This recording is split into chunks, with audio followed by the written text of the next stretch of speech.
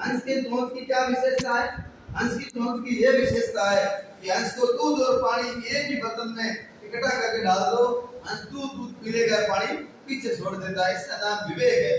क्या करना चाहिए क्या नहीं करना चाहिए ये बुद्धि के उस भाग से पता लगता है, उसको विवेक कहते हैं।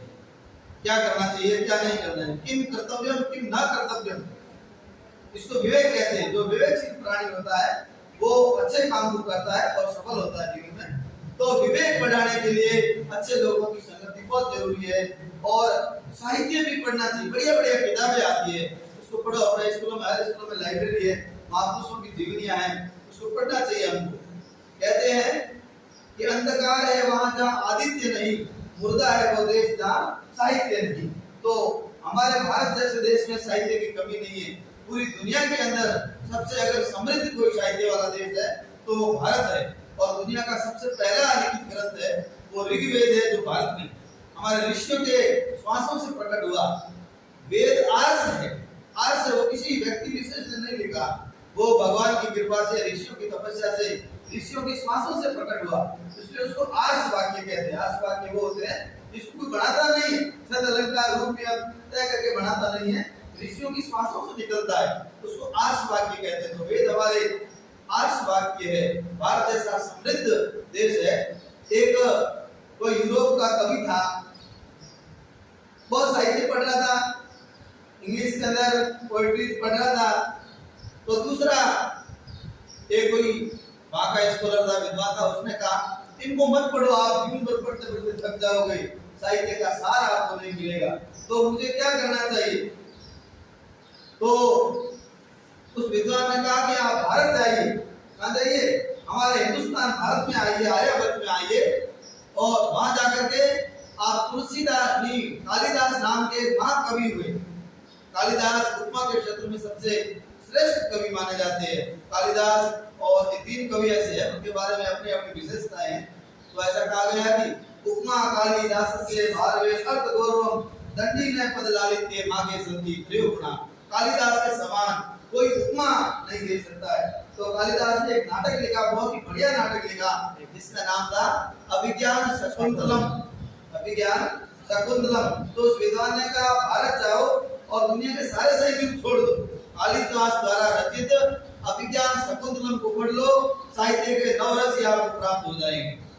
तो और फिर और साथ में कहा अगर वो पूरा नहीं पढ़ सकते हो आप, उसमें 7 अंक है, तो वो अगर आप अभिज्ञान शकुंतलम पूरा नहीं पढ़ सकते हो तो 7 में से 14 अंक पढ़ लीजिए, उसमें पूरा सार। अगर 14 अंक भी आपको नहीं पढ़ सकते हो, समय नहीं है, तो 14 अंक का 14 श्लोक पढ़ लीजिए, उसमें पूरी दुनिया का सार होगा। ऐसे समृद्ध भारत के हम इसलिए हमारे को अच्छे अच्छे ग्रंथ पढ़ने चाहिए, अच्छे अच्छे साहित्य पढ़ने चाहिए और बच्चों को प्रेरित करना चाहिए, मोटिवेट करना चाहिए। ये बहुत बड़ी उपलब्धि है जो शिक्षक अपने बच्चों को मोटिवेट करते हैं। केवल पढ़ाना शिक्षक का काम नहीं है, केवल पोशाक भरना शिक्षक का काम नहीं है, ये तो ड्यूटियां है, करनी होती है। बच्चों का जीवन कैसे आगे बढ़ेगा, वो मोटिवेट से बढ़ेगा। हमने यहाँ शिक्षा की कमी है, इसलिए माता पिता को नहीं पता बच्चे को किधर भेजना है, वो तो कहते मार साहब को सौंप दिया। ज्ञानार्थ प्रवेश सेवा प्रस्थान, ज्ञान करने लिखा हुआ है स्कूल में, ज्ञान के लिए प्रवेश कर रहे हो, सेवा के लिए बात कर रहे हो। क्यों ज्ञान पता नहीं सकते अभिभावक बच्चों को, यहाँ पढ़े लिखे कम है। हम मरु प्रदेश के रहने वाले, कई विद्वानों ने यहाँ के लोगों से आशीर्वाद लेना भी मना किया है। एक संस्कृत में श्लोक है कि मरुस्थल निवासी नाम आशीर्वाद न ग्रहण्या शतायु इति वक्तव्य अतायु इति कथ्यते। मरुस्थल के रहने वाले लोगों से तो उन्होंने मजाक में कहा कि आशीर्वाद नहीं लेना चाहिए, क्योंकि कहना तो होता है शतायु और कह देते अतायु, यानी स को ह पढ़ते हैं यहाँ पर। शतायु मतलब आपकी उम्र 100 साल हो, अतायु मतलब आपकी उम्र कम हो, इसलिए हाथ जोड़ना चाहिए कि शतायु इति वक्तव्य अतायु इति कथ्यते। इसलिए माता पिता को नहीं पता है, वो अपने ऊपर सौंप देते हैं। और गुरु की जो महत्ता है वो बहुत बड़ी है। भारतीय समाज में गुरु इज गॉड, भगवान है। अपन बोलते भी तो है गुरु ब्रह्मा गुरु विष्णु गुरुदेवो महेश्वर, गुरु साक्षात परब्रह्म तस्मै श्री गुरुवे नमः। कुछ मेरे जैसे साथी अकबर का इतिहास पढ़ के और बच्चों को कहते हैं कि भगवान है ही नहीं। अरे भगवान नहीं है तो सृष्टि चलती कैसे? चाहे आप उसको भगवान मत बोलो, लेकिन ऐसी कोई चेतन सत्ता है जिसकी वजह से सृष्टि चलती है। ये जो पंखा है ये भी लाइट के बिना नहीं चलता है, तो पूरा ब्रह्मांड कैसे चल रहा होगा? ईश्वर है, इसमें कोई दो राय नहीं है। अपने पास वो क्षमता नहीं है कि अपन उसको पहचान सके, क्योंकि वो ज्ञानेंद्रियों से परे है, कर्मेंद्रियों से परे है, अंतःकरण मन बुद्धि के अहंकार से परे की चीज है। इनके द्वारा उसको पहचान नहीं पाते हैं। इसलिए ईश्वर की प्रेरणा से हम बच्चों को भी प्रेरित करें। मैं एक छोटी सी कहानी कहना चाहूंगा आपको। आया तो गाने था और दूसरा एक कहने लग गया, मुझे माफ करना। प्रेरणा की बात कर रहा था। भगवान ब्रह्मांड में अनंत शक्तियां हैं जो अपने संकल्प को पूरा करना चाहती है। अपन ने जो भी संकल्प किया, मन में जो संकल्प किया, ब्रह्मांड में अनेक शक्तियां हैं जो किसी जाति धर्म का भेदभाव नहीं करती। हर प्राणी के संकल्पों को पूरा करने के लिए वो कटिबद्ध है हमेशा। वो एक समय की बात है कि एलियास नाम के वैज्ञानिक हुए हमारे भारत में। भारत में नहीं, भारत में एलियास नाम था उनका, जिन्होंने सिलाई मशीन का आविष्कार किया।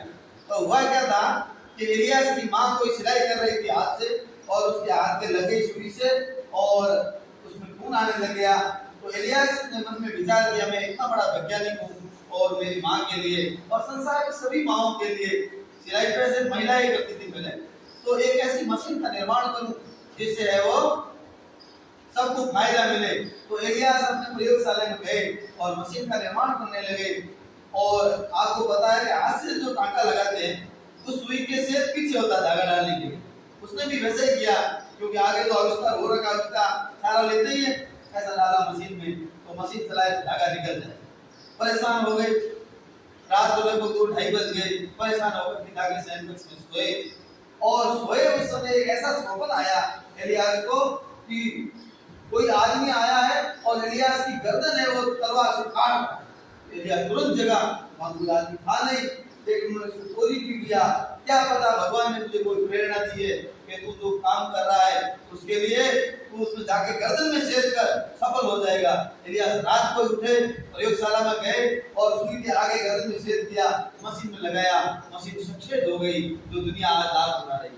तो ईश्वर किसी रूप में अपने को प्रेरणा दे सकते हैं। इसलिए प्रेरणा बहुत बड़ी चीज है। अपने आप को प्रेरित करें, बच्चों को विशेष रूप से प्रेरित करें। प्रार्थना सभा में भी कहे बच्चों को, क्लास में भी कहे। पाठ तो कुछ नहीं, 2-3 मिनट भाई के तब हम पाठ पूरे हो जाते हैं। पाठ मैंने इसलिए दिए है कि बच्चों को उसके अलावा कुछ समझ दें।